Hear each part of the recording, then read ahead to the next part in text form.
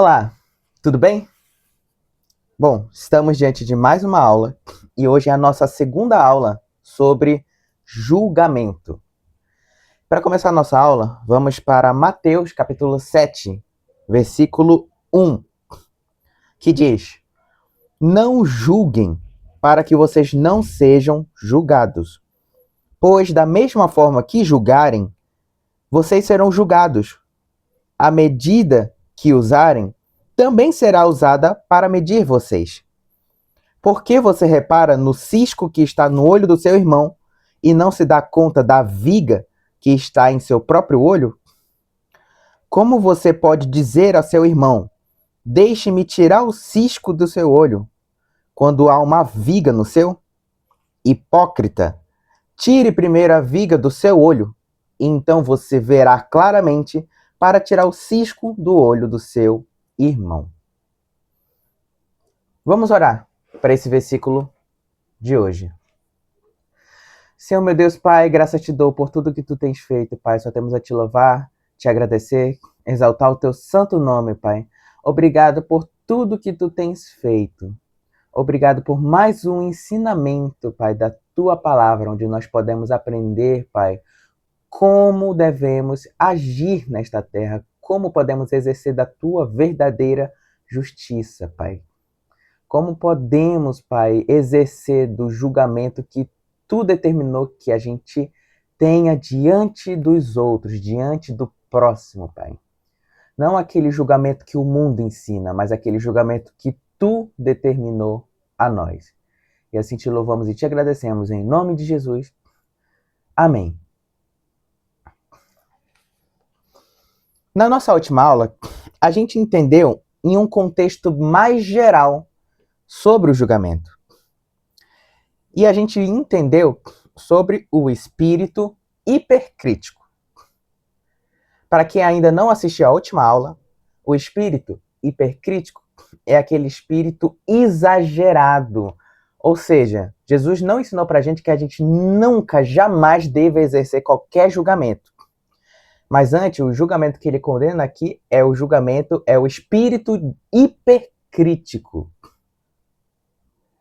Então, agora que entendemos sobre o espírito hipercrítico, vamos entender o seguinte.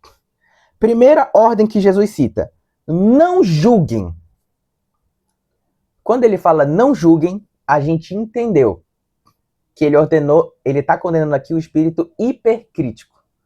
Agora, qual é o problema disso? Qual é o problema de julgar se o próprio Deus julga? Ah, mas porque ele é Deus. Mas pessoas na Bíblia também julgaram. Figuras bíblicas também julgaram. Então, qual que é o problema em questão aqui? E a partir daqui, Jesus ele vem com uma série de argumentos, 3 argumentos em específicos, sobre o porquê que nós não devemos julgar. E nós iremos discutir nessa aula esses 3 argumentos. Então, para um primeiro argumento que Jesus vem, ele diz para nós: qual é o primeiro argumento? Não julguem. Por quê? Para que vocês não sejam julgados. Essa é a primeira razão. Ou seja, o primeiro ponto que Jesus está querendo trazer aqui para nós é de que o julgamento, em algum momento, ele vai se retrair contra nós. Ele vai retornar a nós. Então, o primeiro ponto que Jesus está falando aqui é que conforme a gente julgar um irmão, esse mesmo julgamento vai se voltar contra nós. Existe um ditado por aí, um ditado popular que se utiliza, que é retribuir na mesma moeda, não é? Né? Quando acontece uma situação e a pessoa ela faz o quê? Ela vai e retribui na mesma moeda. A gente pode pensar, mas isso não é bíblico. Isso é apenas um ditado popular. Na verdade, esse ditado ele é muito correto. de que, conforme você fizer nessa vida, sim, a vida ela vai te retribuir na mesma moeda. Isso é verdade. Isso é inteiramente bíblico. E aqui a gente não está se referindo à lei da semeadura, que a lei da semeadura é um contexto diferente, que o que você plantar, você vai colher. Mas aqui a gente já está falando ainda de um contexto diferente. Um contexto onde Jesus ele não está proibindo o julgamento. Ele diz, não é que você não pode julgar, mas ele está fazendo uma advertência.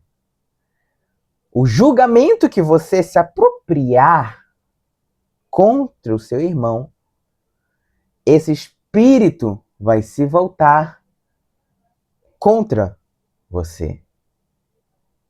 Ou seja, isso nos faz refletir muito sobre a forma que a gente julga o nosso irmão. Na verdade, a forma como a gente pensa sobre o nosso irmão.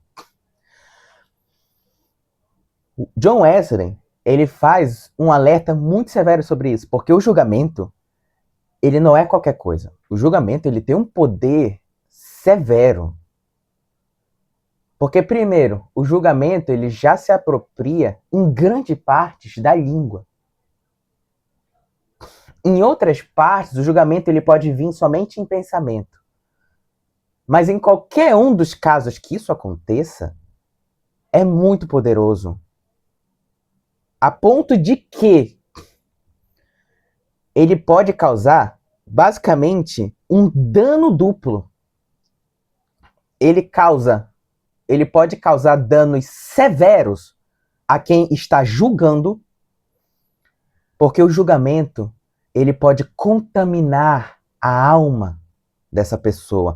O julgamento ele alimenta o ódio, o preconceito, a amargura, a divisão. O julgamento produz o orgulho espiritual, porque a partir do momento que passamos a julgar, eu estou exercendo de uma função que não é qualquer coisa. Exercer função de juiz não é qualquer função. Automaticamente, eu estou me superiorizando àquela pessoa. Porque quem exerce juízo já é naturalmente maior que o réu.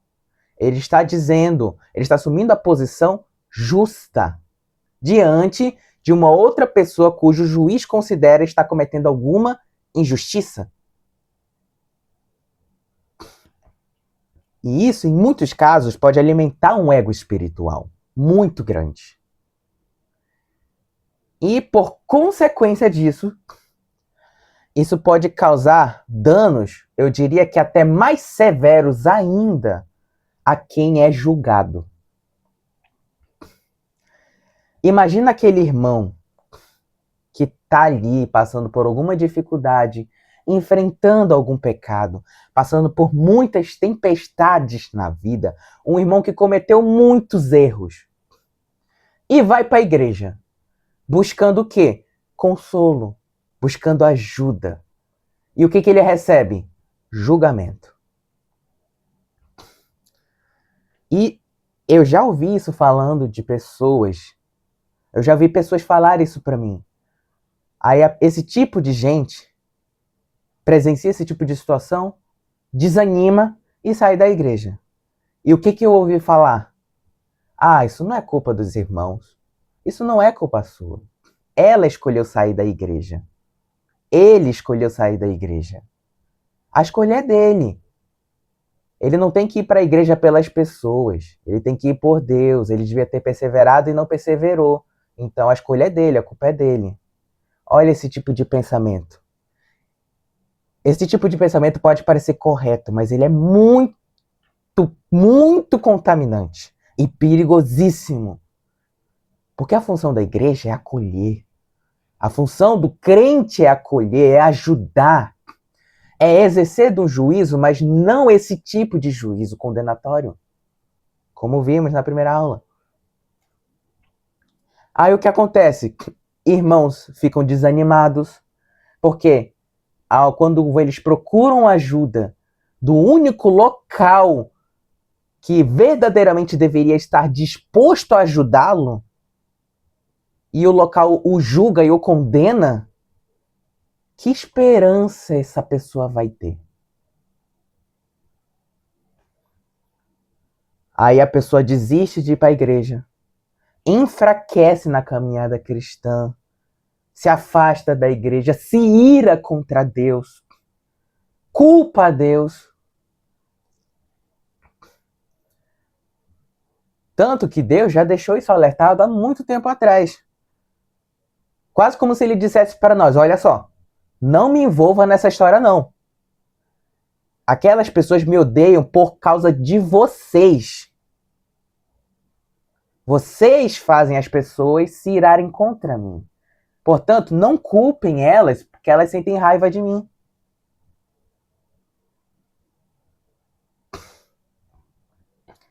E no fim, isso só contamina toda uma comunidade. Isso só destrói a comunidade.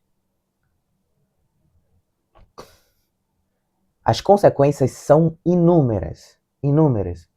Quantas pessoas que poderiam ter recebido a salvação e não receberam? Por culpa deles? Não, por culpa dos crentes ou supostos crentes. Então que isso sirva de alerta para nós. Então, quando chega um ponto de que o espírito crítico domina o crente, domina a igreja, a raiz de amargura, ela só cresce. Ela se expande. O testemunho da igreja fica cada vez mais fraco. A palavra do evangelho, ela perde a força. Porque agora o crente prega a palavra, e qual é o pensamento das pessoas, do incrédulo? Ah, olha aí, ó, aquela igreja ali, ó, tá pregando o evangelho, aquela mesma igreja que julga, que critica, que condena, que fala mal, né, do resto ali que não tá na igreja. Será que essa é a visão que Deus queria da sua igreja? Uma aí que, né, que a gente tivesse uma visão de que crente é um crente julgador. Deus nos chamou para serem... Deus, será que ele nos chamou para ser juízes? Não. Deus não nos chamou para isso. E com isso, o evangelho, ele passa a ser blasfemado pelos de fora. E pior, que é basicamente o que acontece. Quando os de fora blasfemam, a igreja ainda critica eles por estarem blasfemando. Em muitos casos, os crentes criticam, olha aquele irmão que está blasfemando. E a partir daí só vem ladeira abaixo. Ainda bem que eu não sou como esse incrédulo que blasfema, eu faço as coisas, eu sou da igreja, eu sou fiel, e por aí só vai ladeira abaixo.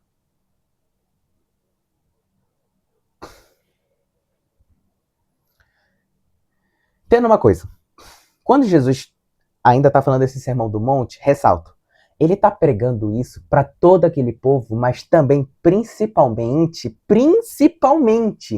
para os seus discípulos que estão ali ouvindo ele. Nesse momento do sermão, os discípulos estão lá ouvindo ele. Ou seja, entenda uma coisa, esse alerta de não julgueis é para mim e para vocês. Nós que somos crentes. Esse versículo, ele foi destinado unicamente e exclusivamente aos cristãos e não aos incrédulos. Porque, uma coisa, eu preciso ser muito sincero com vocês. Quem tem essa mania feia de ser hipócrita e jogar os outros dessa maneira é o cristão, não é o incrédulo, não. Muitas das vezes, vemos mais incrédulos humildes do que cristãos humildes. E isso chega a ser vergonhoso para a igreja.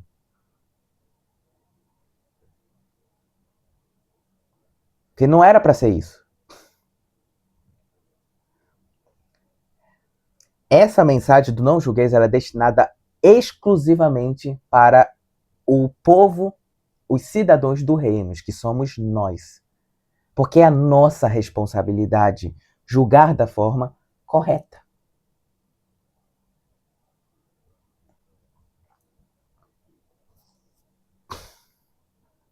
Aí vem uma pergunta. O cristão,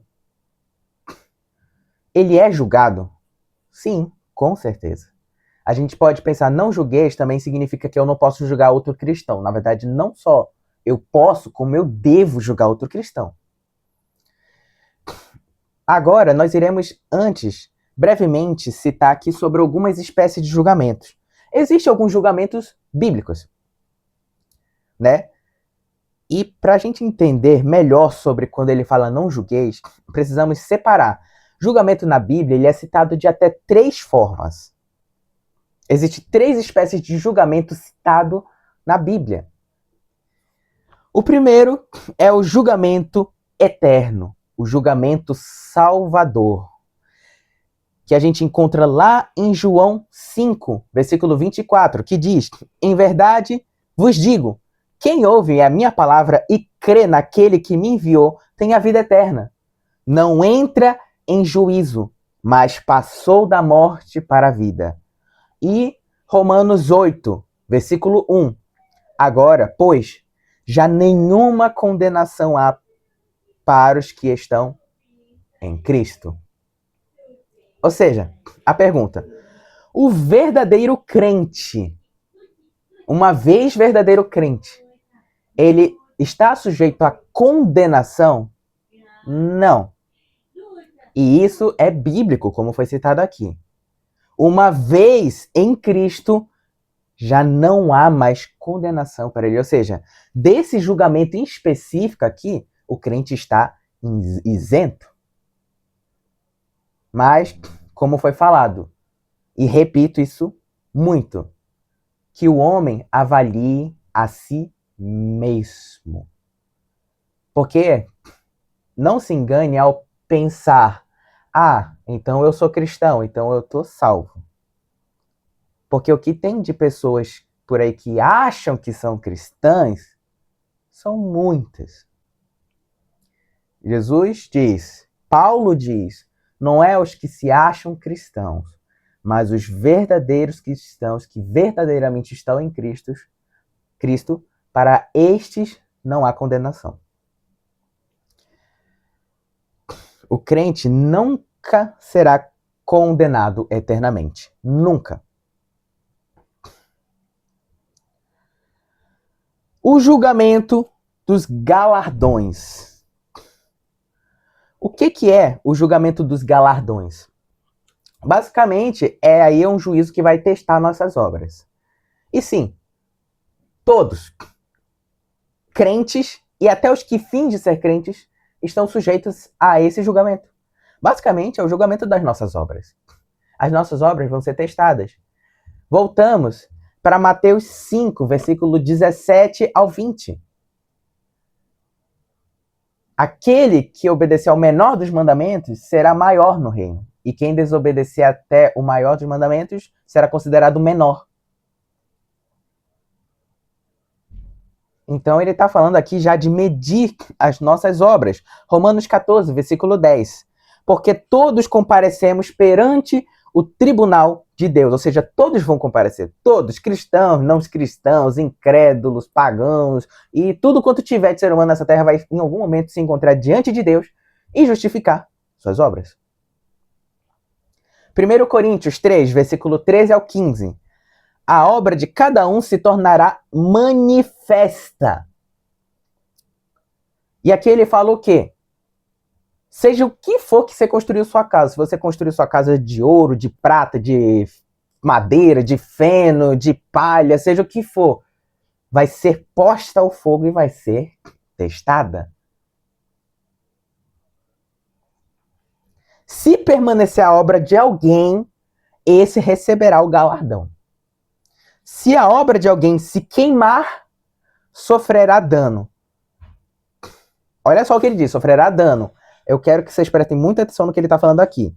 Porque a gente está falando de outro tipo de julgamento. E se aí você vai se perguntar, e se minhas obras não suportarem e caírem? eu vou para o inferno? Não, porque estamos falando de outra espécie de julgamento aqui. Olha só o que ele diz. Se a sua obra se queimar, você vai sofrer dano. Tá na própria palavra, ele escreveu. Mas esse mesmo será salvo. Vai ser salvo.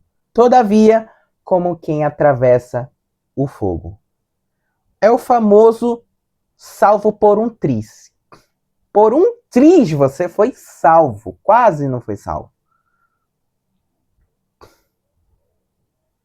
Mas eu tenho certeza que nós não queremos ser salvo por um triz, né? Nós queremos ser salvo com folga. Queremos ter um castelo de obras que vai se manter em pé, não é? Então, entenda que sobre esse julgamento do galardão, a salvação não está em jogo. É apenas a nossa fidelidade enquanto a fé e as nossas obras que vai ser testada. E por último, também não haver com salvação é o julgamento da disciplina paterna. 1 Coríntios 11, versículo 27 a 32. Porque se nos julgássemos a nós mesmos, não seríamos julgados. Mas quando julgados, somos disciplinados pelo Senhor. E aqui entra num ponto que é sempre importante, muito importante ressaltar. Deus disciplina e muito os seus filhos. Tem gente que acha que as provações e as tempestades só são coisa ruim. Mas muitas das vezes Deus permite as provações, permite as tentações, permite as dificuldades para nos disciplinar, para nos testar. E, na verdade, deveria ser, e se eu não me engano é Pedro quem diz isso, muito deveríamos ficar felizes demais, se a gente ver que Deus está nos disciplinando. Porque quem disciplina, ama.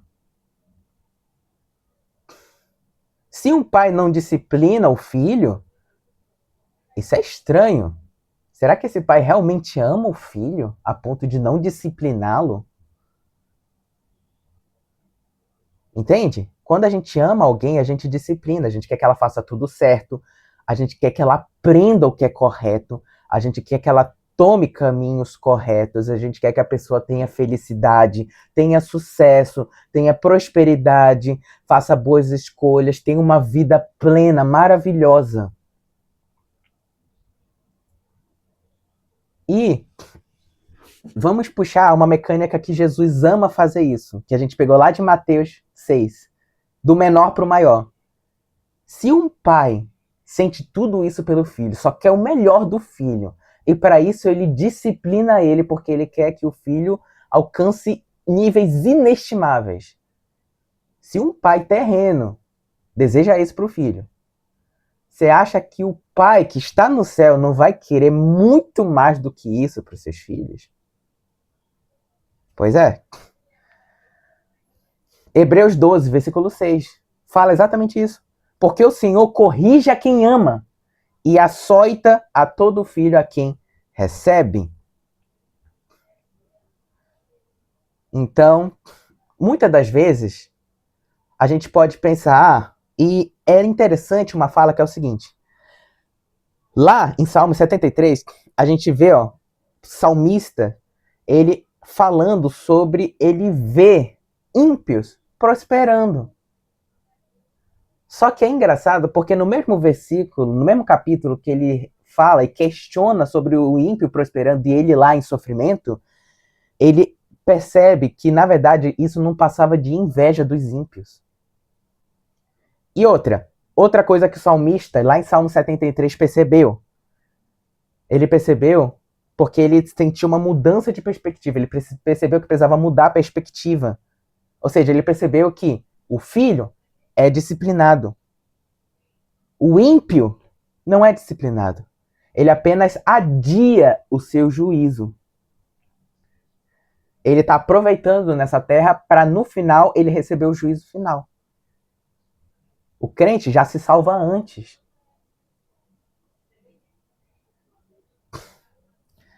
Então, muitas das vezes, e eu falo isso com muita cautela, e eu peço cuidado e cautela para o que eu vou falar aqui, que é, Quando um crente pega alguma doença, fica enfermo, ou vem alguma tempestade na vida daquele crente, é porque Deus está o disciplinando. Aí você vai pensar, então quer dizer que quando um crente fica doente, ou passa por alguma dificuldade, é porque talvez o crente cometeu algum erro, ou até mesmo cometeu algum pecado, e Deus está o castigando de certa forma? Sim. Mas esse castigo não é Deus que impõe no sentido de, eu vou fazer ele pegar essa doença. Não quero que pense desse sentido, e muito menos pense em um contexto geral, ok? Tá? Não pense no contexto geral. Então, por isso que eu digo, fala isso com cautela. Uma criança ficou doente, mas que pecado ela cometeu? Por isso que eu falo para ter cautela, não digo isso geral. Mas em última instância, e muito provavelmente, essas coisas acontecem, por quê? Porque Deus retirou sua proteção de nós e permitiu que esses problemas, essas enfermidades chegassem a nós. Ok?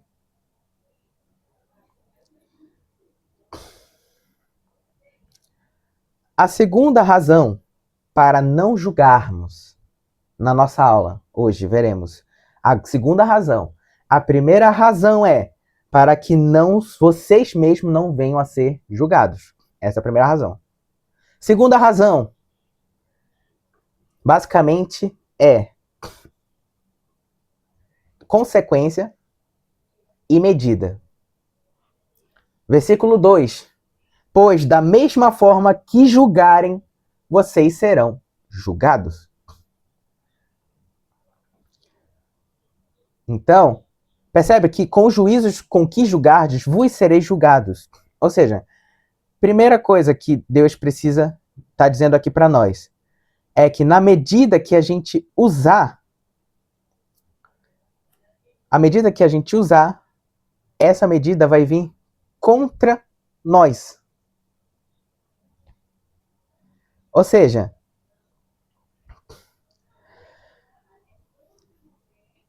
basicamente, o juízo que ele tá proibindo algumas espécies de julgamento aqui. Pense comigo. Imagine que uma pessoa cometeu tal pecado e você a julga por isso. Aí você vai e comete o mesmo pecado. É nesse sentido que ele está falando. Por que você julgou aquela outra pessoa, aí você vai e comete o mesmo pecado? Mas os pecados que a gente comete é diferente. Ela comete aquele pecado e eu cometo esse. Portanto, eu posso julgar aquele pecado dela porque aquele pecado dela é diferente. Eu não cometo. Não se trata de ser o mesmo pecado. Pecado é pecado, não importa qual seja. Não importa o tamanho do pecado. Se é um pecado pequeno, se é um pecado grande, isso tanto faz. Pecado é pecado. Se você julga os grandes pecados que aquela pessoa comete, consequentemente, Deus também vai julgar até os seus menores pecados.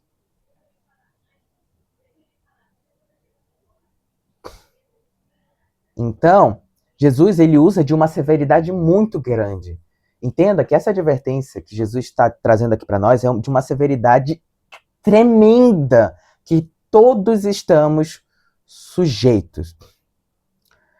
E ele ainda diz, e a medida que usarem também será usada para medir vocês. Ou seja, a severidade que eu usar será a mesma severidade que vai ser usada contra mim.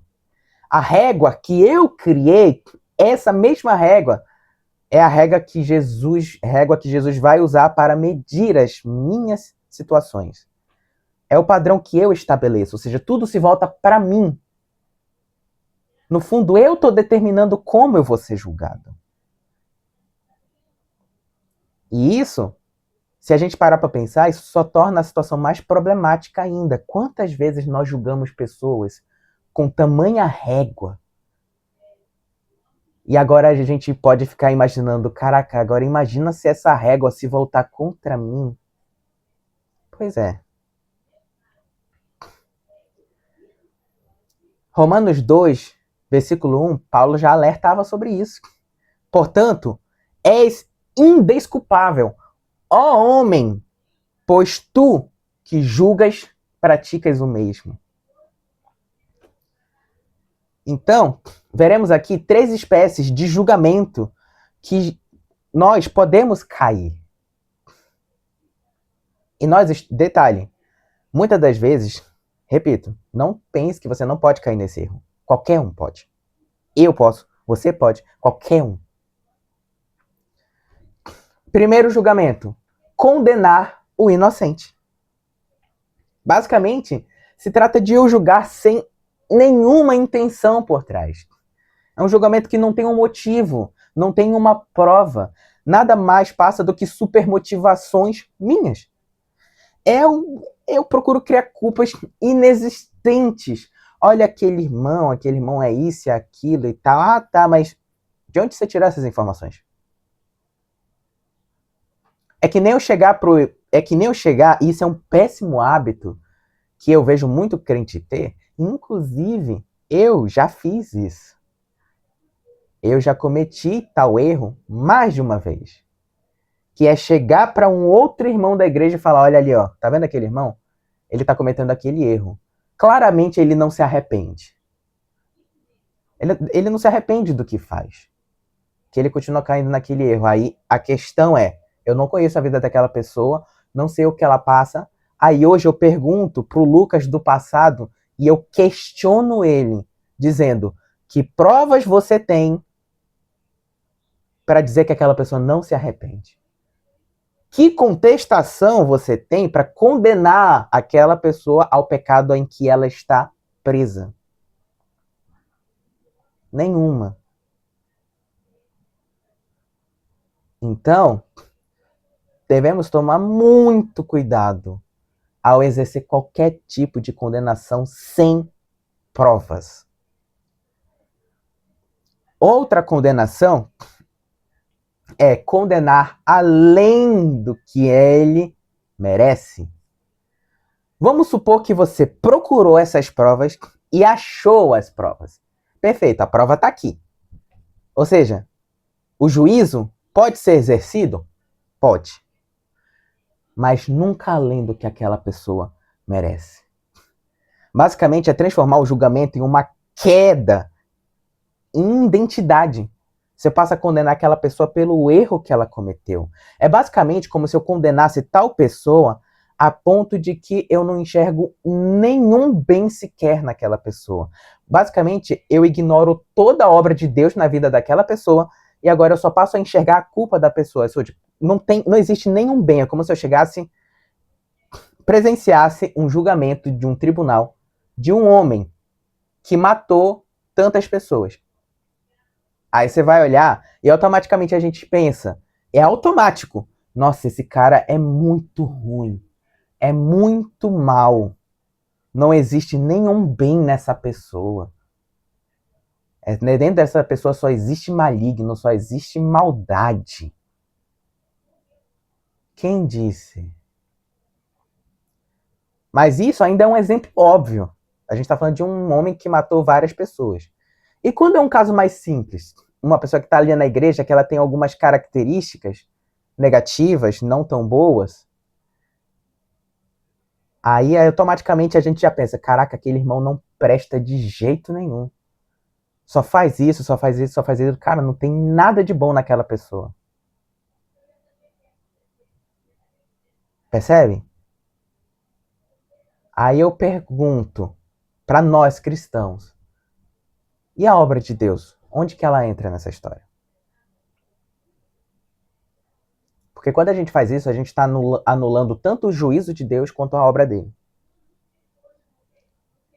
Então, quando o juízo ele for exercido, ele deve ser exercido de forma justa e nunca além do que aquela pessoa merece. E olha, eu quero que você ainda se atente a essa palavra.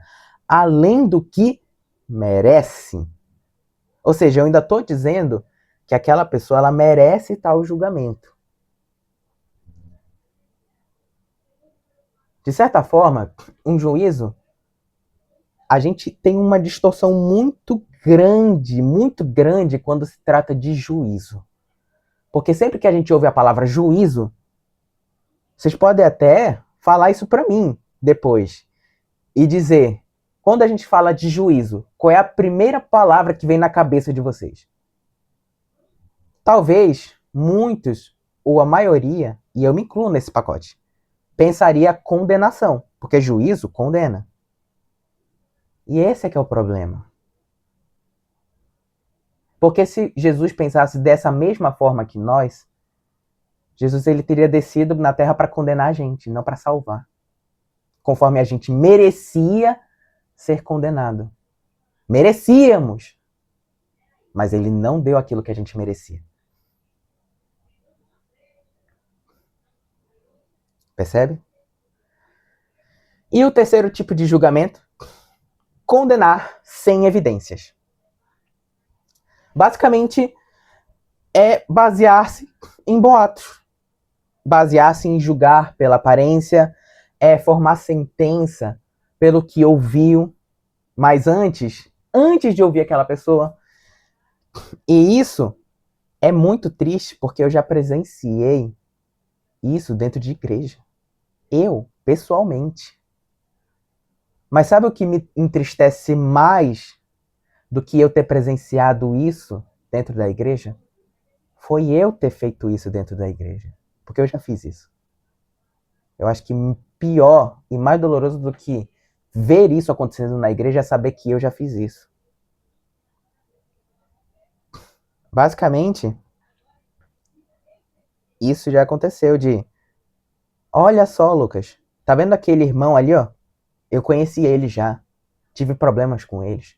Eles fizeram tal coisa, tal coisa, tal coisa. Isso e aquilo. Aí a gente olha e pensa, vixe, então já vi que não é uma pessoa que me presta, assim, vou manter distância. Ué, eu exerci um julgamento em cima de uma pessoa que eu nem sequer conheço. Pela fala dos outros. Eu não sei nem dizer quem que é pior. Quem tá falando mal e provocando essa divisão, ou a pessoa que exerceu esse julgamento sem nem sequer ouvir o outro lado.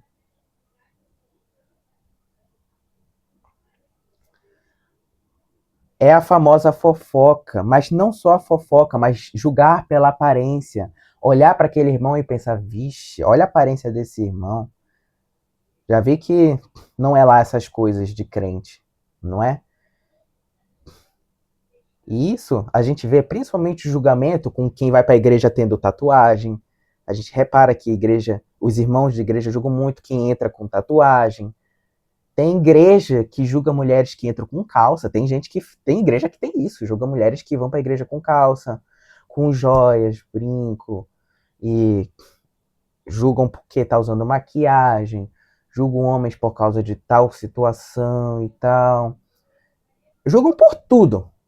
A verdade é que, quando se trata de julgar por esse motivo, julgar por aparência, o que não falta é desculpa. Não falta desculpa mesmo. Se não tiver desculpa, a pessoa arruma. E isso é triste, porque nesse sentido, até as autoridades públicas ensinam pra gente. As autoridades romanas, principalmente, que caso vocês não saibam, no julgamento romano, nunca, na verdade, é um desrespeito à autoridade. Na verdade, é completamente uma quebra de lei um juiz realizar um julgamento sem antes ouvir cara a cara o que o réu tem para falar. João 7, versículo 51. Acaso a nossa lei julga um homem sem primeiro ouvi-lo e saber o que ele fez? É um desacato completo quando um juiz realiza tal julgamento sem antes ouvir o que o réu tem a falar. Com o que o julgado tem a falar. Antes, o julgado tem o total direito de se levantar, se posicionar, cara a cara com quem está julgando e falar. Se justificar. Explicar a situação. E isso a gente está falando de autoridade romana. As autoridades romanas estão dando aula para nós crentes de como se comportar como Deus quer. É vergonhoso, porque é nós quem deveríamos estar ensinando isso, e não o contrário.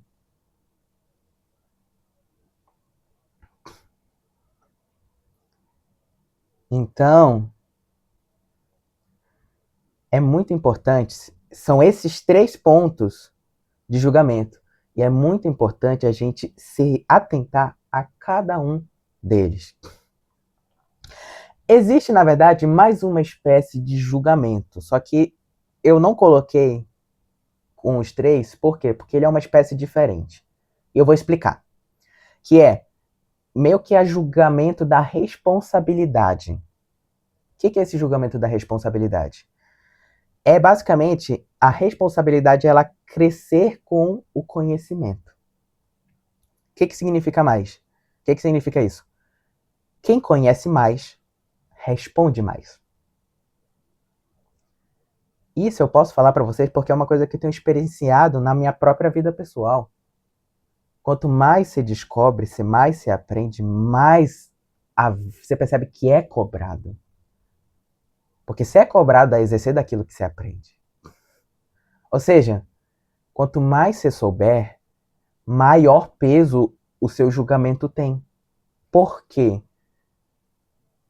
Porque o mínimo julgamento que nós, conforme vai avançando com conhecimento, fizermos, quanto maior o conhecimento, maior a responsabilidade teremos ao responder o julgamento que vier contra nós.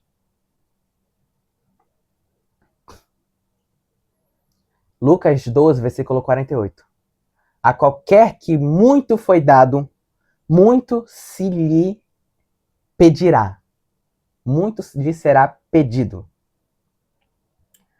Portanto, isso vale até para vocês reconhecerem, né, autoridades, como por exemplo o pastor. Pastor não está ali no púlpito porque o púlpito é um lugar bonitinho. É legal ser pastor.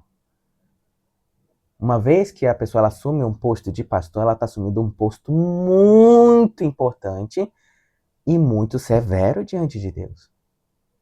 Porque o pastor, um pastor, designado pastor, terá muito de responder a Deus, que é uma responsabilidade muito grande. Então isso já serve um alerta também, ó. Pense muito bem antes de julgar os seus pastores da igreja. Porque não é qualquer um que pode assumir essa responsabilidade de ser pastor, não. Que muito pastor terá de dar a Deus. E isso vale para mestres também. Qualquer um que esteja assistindo, que ensine. Isso também vale para vocês. Tiago 3, versículo 1. Meus irmãos, não vos tornei muito de vós, mestres, sabendo que havemos de receber maior juízo. E é interessante que olha o que ele está falando aqui, ó. Não vos tornei muito de vós, mestres, sabendo que havemos de receber maior juízo. Ou seja, você que já trabalha ensinando os outros, naturalmente você já precisa saber que você vai receber um juízo maior de quem está sendo ensinado. Seu juízo vai ser maior. Então,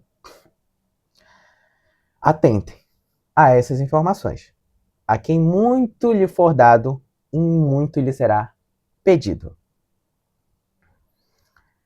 Mas isso é mais uma razão que Jesus está dando para nós nos atentarmos ao juízo.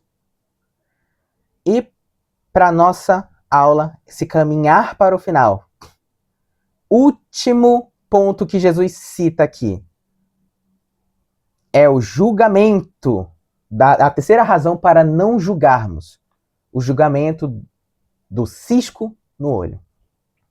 Ou, podemos dizer, o argueiro e a trave. Por que você repara no cisco que está no olho do seu irmão e não se dá conta da viga que está em seu próprio olho? Aqui é interessante porque o Lloyd, no livro dele, fala que basicamente Jesus está sendo sarcástico aqui. E de fato, se a gente olhar, dá para perceber um tom sarcástico aqui. Porque é muito contraditório contraditório, uma vez que a gente entende esse versículo, a gente percebe o quão é uma contradição enorme essa ideia do arqueiro e da trave. De fato, como Jesus está falando. Ou seja, imagina o seguinte. Basicamente, Jesus está se apropriando aqui de uma ironia. Imagine um homem cego. Um homem cego tentando ajudar outro cego. Guiar outro cego. Já parou quão absurdo é esse pensamento de um homem cego tentar guiar outro homem cego? Mas sabe o que é pior do que um homem cego tentar guiar outro homem cego? É um cego oculista. Um cego que trabalha como oculista. É muito pior. Então essa é exatamente a ideia irônica que Jesus está trazendo aqui para nós. Muitas das vezes, nós somos como homens cegos tentando tirar o cisco que está no olho do outro irmão. E a gente, muitas das vezes, ainda vai com um julgamento rigoroso. A gente chega para ele e diz, olha, deixa eu tirar o teu cisco aqui, deixa eu te ajudar. E a gente vai de uma forma completamente arrogante e pretensiosa, tentando mostrar aqui que a gente tem como resolver o problema delas. E o próprio Jesus fala aqui nesse versículo, isso é o cúmulo da hipocrisia. O cúmulo. Por quê? Porque se o seu interesse fosse realmente resolver o problema daquela pessoa, você antes aplicaria esse julgamento que você está aplicando aos outros em si mesmo. A nós mesmos. Os artistas, eles são um exemplo perfeito disso. Basta pegar qualquer artista, seja dançarino, seja ator ou até músico. Um músico instrumental, basicamente, ele trabalha o seu repertório e ele é conhecido por ter um senso muito crítico de si mesmo. Um músico, ele não perde tempo indo para a apresentação dos outros, ficar criticando a obra que a pessoa estava tocando. Ficar criticando a obra daquele compositor. Ficar criticando a estrutura da obra daquele compositor. Antes, ele critica totalmente a si mesmo. E fica criticando a si mesmo. E não perde tempo criticando a obra alheia dos outros. Então, nós devemos, muitas das vezes, poupar a si mesmo de ficar caçando os mínimos detalhes nos outros e olhar para si mesmos. E a gente vai ver aqui, brevemente, algumas traves que a gente pode se deparar. Como, por exemplo, primeiramente, a trave da impenitência, que basicamente é a incapacidade crônica e endurecida de reconhecer a própria perversão. Ou seja, é uma trave que te impede de ver o quanto nós mesmos já somos naturalmente pervertidos, pecaminosos.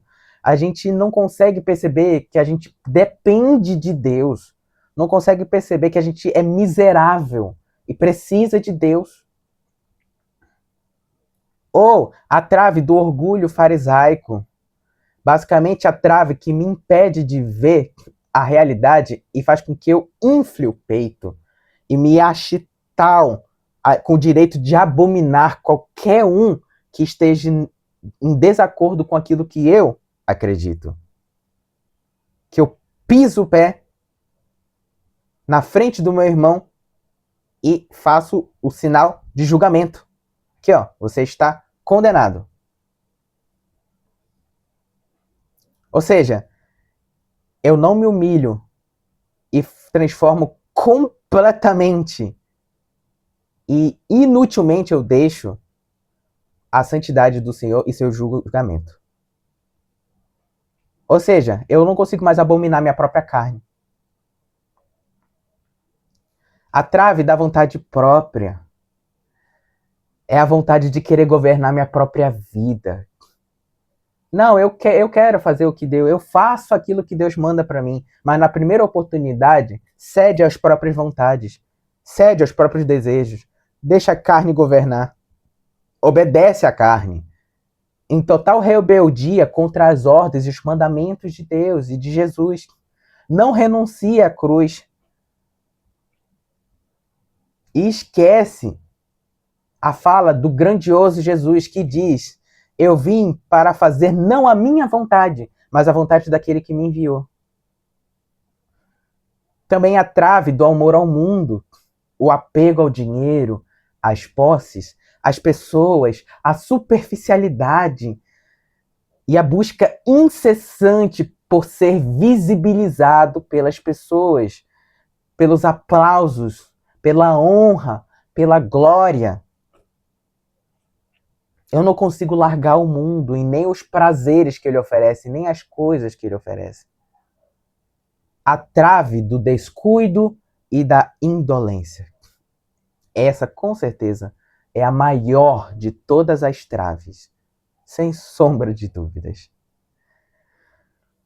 É a trave que destrói a vida espiritual. É a atitude fútil de viver flertando com o pecado, negligenciando a salvação, levianando ela, esquecendo o que é ser um culpado. Basicamente, suspenso por um fio à beira do abismo do penhasco. Basicamente, um homem que se torna indiferente e essencialmente não percebe mais o que é ser levado, entende? E não percebe que agora ele virou uma folha sendo levada pelo vento. Qualquer coisa desestabiliza essa pessoa. Ela minimiza o evangelho. Ela fica entre o mundo e a igreja. Diz estar com Deus, mas vive flertando com o inimigo, com o pecado. Porque para ela agora, ela já não sente mais diferença. Agora ela não se preocupa mais em tomar cuidado, se tornou uma pessoa completamente descuidada. Talvez você pergunte agora: como remover essa trave? Eu não sei como remover essa trave. É muito simples. Julgue primeiro a si mesmo. Como diz Jesus, tire primeiro a viga do seu olho, e então você verá claramente para tirar o cisco do olho do seu irmão. Ou seja, primeiro, julgue você a si mesmo. Tire essa trave que está no seu olho. Examine o seu próprio coração. Aí sim você poderá medir a luz do grande Criador. Você estará enxergando. Você será um oculista com olhos. Você poderá cuidar aí sim, então, do cisco do olho do seu irmão. Para depois da trave, aí sim, Jesus, preste atenção, que é engraçado, porque muita gente até hoje continua acreditando que não julgueis, diz que a gente não deve jamais julgar qualquer coisa. Mas olha o que ele fala aqui, ó. Tire primeiro a sua trave, e então você verá claramente para tirar o cisco do olho do seu irmão. Isso é muito engraçado, por quê? Porque isso só mostra que Jesus em nenhum momento mandou você largar o seu irmão, abandonar o seu irmão. Antes ele diz o seguinte: primeiro, tire essa trave, enxergue claramente, aí você vai conseguir sim enxergar com total clareza o cisco no olho do seu irmão, para daí sim, com muito cuidado, você conseguir ajudar a tirar o cisco do olho do seu irmão. Qualquer um pode, né? Não de propósito, mas já imaginou a experiência de tentar realmente tirar um cisco do olho do irmão de olhos vendados? É muito estranho. Pois é. Então, depois que você tirou essa trave, agora sim você está totalmente livre, você está vendo e está disponível para tirar a trave do olho do seu irmão. E eu quero que vocês continuem prestando atenção que é o seguinte: Jesus não faz esse alerta à toa, não. Jesus está sendo muito, mas muito cauteloso. Demais. Por quê? Porque quando se trata de julgar, quando se trata de tirar o cisco do olho do seu irmão, vocês não estão fazendo qualquer coisa. Nós não estamos fazendo qualquer coisa. Estamos se tratando de almas. Não meros objetos feitos de carne, mas almas. Quando a Bíblia traduz, né, o argueiro, né, do olho, quando Jesus utiliza a palavra olho, ele está se tratando de um dos membros do nosso corpo mais sensíveis que existe. Qualquer pequeno toque, a pálpebra do olho já reage e se fecha, porque ela é muito sensível. Muito sensível. Ou seja, Jesus está dizendo, é muito delicado lidar com almas, principalmente julgá-las. Não é fácil tirar um cisco do olho de um irmão. Isso exige muitos cuidados, é uma cirurgia. Isso exige simpatia, paciência, calma, compaixão, misericórdia, humildade, fidelidade e muitas outras qualidades.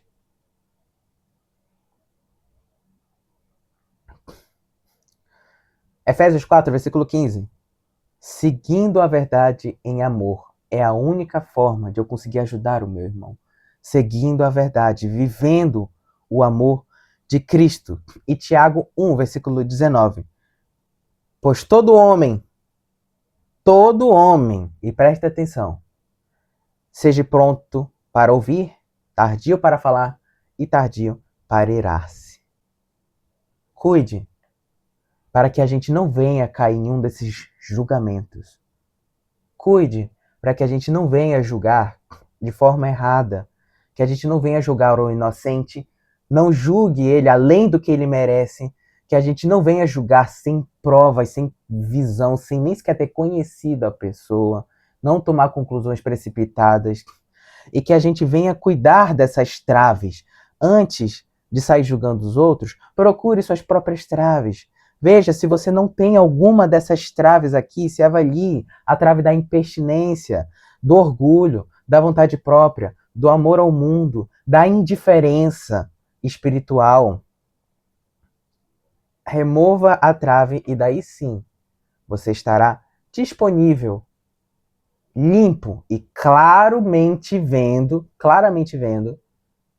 para então ajudar o seu próximo, o seu irmão. Vamos finalizar nossa aula de hoje.